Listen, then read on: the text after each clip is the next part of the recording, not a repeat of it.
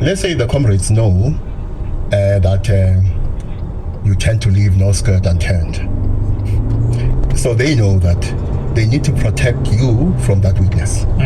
Because you may compromise state and national security when you become a victim of a honey trap, for instance. Or let's say you love money, you have a weakness, you love money. You must be protected from yourself by making sure you don't fall victim to people who lure you by using money. And this is a pertinent example, because it's very clear that in the upper echelons of the police service, you have people who are easily lured through money because that weakness has not been managed. And so when you hear former Minister Ted, General Sibiya, and of course we heard recently that Mkhwanazi himself met Matala, you then must worry about the relationship between the personal and national security. Because if the relationship is problematic, the relationship between the personal and national security may compromise state security. Do you think Mkhwanazi did meet Matala? Because that would seem to be quite a big omission if it's true. Because I can't remember him speaking about the meeting with Matala. So, I mean, either Matala is not telling the truth, which is very possible, or they met and then Mkhwanazi would have to explain why they met. But I simply don't know. But we don't have any evidence of the meeting. So what we currently have is Matala's say-so, which is not very telling at the moment. But I don't know what you make of that allegation, because that was like a bolt from the blue for me. So if you draw a line, on this side of the line you have Mkhwanazi, you have Masemula, for instance, and Khumalo. On the opposite side of the line you have Sibiya, Brown Muhotsi. And if we look at the most recent testimony, if you look at the CFO and General Sintumule, who testified on Friday, you can place them on the side of the line where you find Khumalo, Mkhwanazi, and Masemula. If you look at General Mutsipe, you can put her on the side of the line on which you find Sibiya. When I listen to all of them, including Matala, it's very clear to me that one of the ways you should analyze what you have heard is in terms of deception and counter-deception strategies. What you must decide, to what extent is this side engaged in a deception strategy? And to what extent are the opponents engaged in a deception strategy? To what extent is one side engaging in a counter-deception strategy? And to what extent are their opponents engaging in a counter-deception strategy? But it's very clear to me, from what I've heard so far, that we are dealing with both deception and counter-deception strategies. So, the allegation about Matala meeting Mkhwanazi, you can go one of two ways. One, it is true, Matala did meet Mkhwanazi.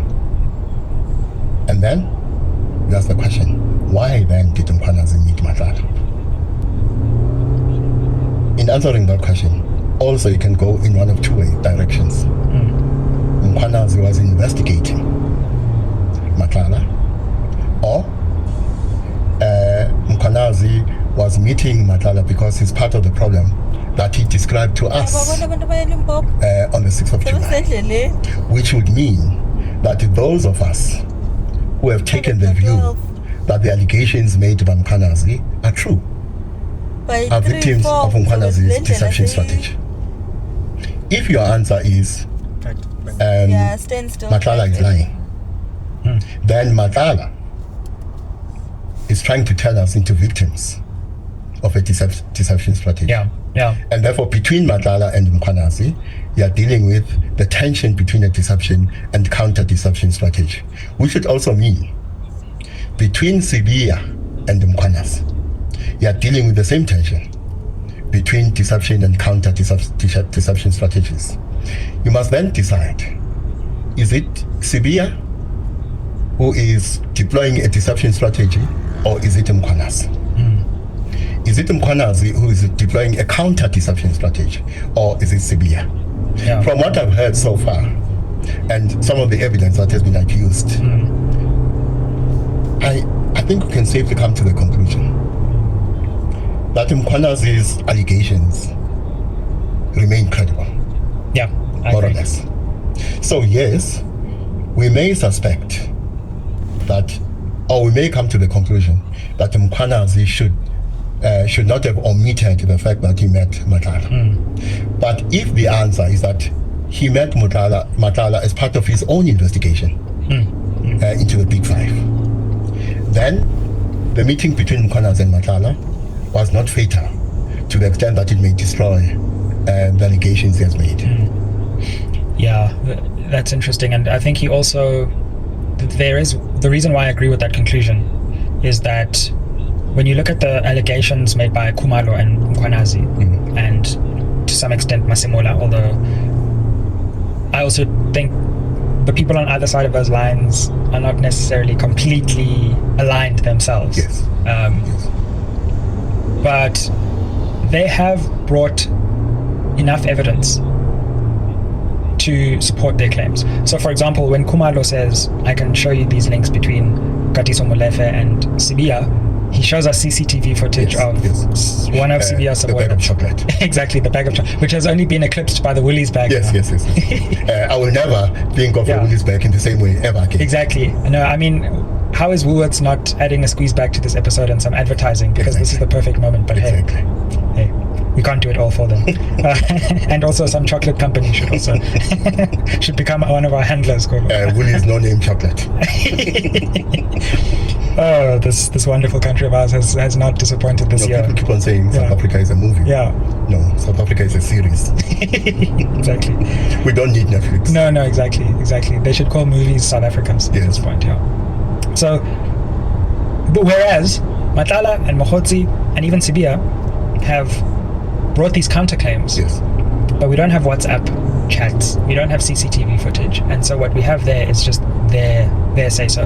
On the other hand, we have the say-so of Mkhwanazi, but we also have quite important evidence. I'm not going to say it's evidence beyond a reasonable doubt, because we need more time in the process to get there.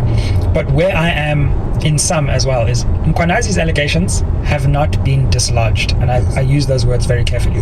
I'm not saying they've been completely proven yet, but they have not been dislodged either. You're right. I may be wrong about Matlala. I don't think I am, but I may be. I do think that in his testimony to the ad hoc committee, Matlala deploys a deception strategy. And effectively what he does is to make sure that we are as far away as possible from concluding that Sibia is a criminal. But what does he do? Remember, the PKTT has recordings in which he says he gave money to Sibia. Now, part of what I think is his deception strategy is when he says, my voice was manipulated. So that we cannot rely on the recordings from the PKTT. But here's the problem. The Madlanga Commission is not the ad hoc committee. I think under cross-examination, Matlala is not going to fare as well as he did with the ad hoc committee. I think he's going to suffer, and suffer badly. Because what may happen is that the moment he says, my voice was manipulated, the commission is going to produce evidence to the effect that they have consulted and have worked with experts in the area who have shown, and they'll say, here's the evidence. They have shown that was your voice. Your voice was not manipulated. Absolutely. And what was interesting for me with the intersection of the Madlanga Commission and the ad hoc committee was when Brown Mokhotsi was testifying,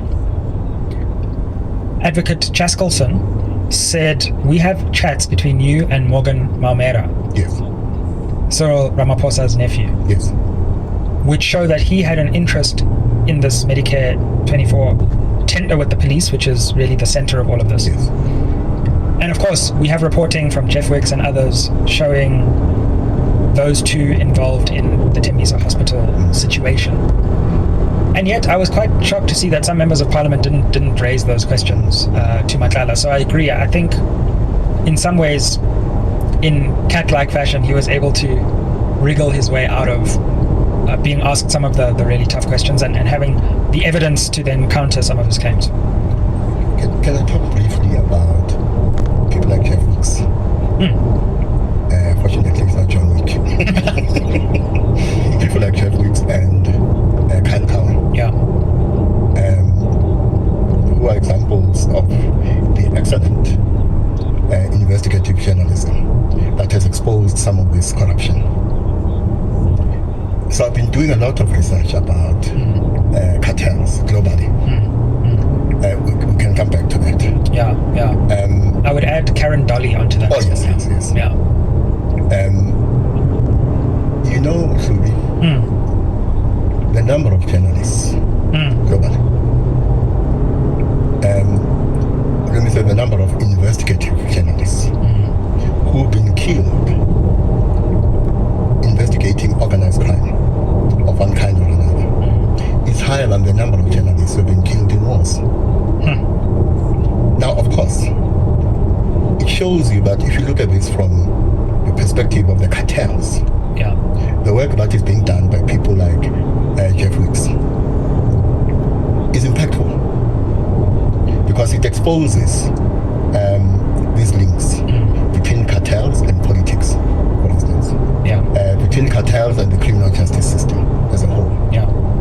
And therefore, we should regard investigative journalists who are doing this work as national treasures and do everything possible to make sure that they are secure, they are protected. Because, as I say, the number of journalists globally who have died investigating organized crime is higher than the number of journalists who have been killed in wars. Yeah, absolutely. And Kat Matlala and Morgan Maumela,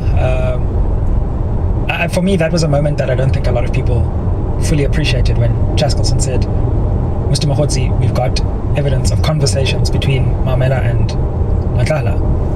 And this now then draws the link between Maumela and Matlala much more clearly. The only other link we had before was that Bheki Cele and Matlala met at Maumela's Zimbali residence, purportedly. Or he gave them a code to get into Zimbali. So yes, this is quite interesting because I'm really keen to know what the link is and what those messages reveal, and I suspect we'll get that late this year, early next year. Well, those of us who are members of the SMWX cartel are not surprised. Because remember, we're still trying to draw the organogram because the organogram is incomplete. So I suspect we can start penciling in Maumela when we look at the Big Five cartel. The question I've been asking myself is this: the Big Five? Are these the 5 top criminals in the country? Or the Big Five, as Khumalo suggests, refers to the top 5 members, the leadership structure of the cartel? Remember some years ago, former President Thabo Mbeki, delivering a State of the Nation address, says, we are investigating the top 200 criminals in the country. Now, I don't know what happened to that work because we never got a report. But when I look at when President Thabo Mbeki made that speech, the Maumelas, the Matlalas represent a generation younger than those who were part of the 200, or to the extent that part of the 200 top criminals of that time may still be alive. They are now older.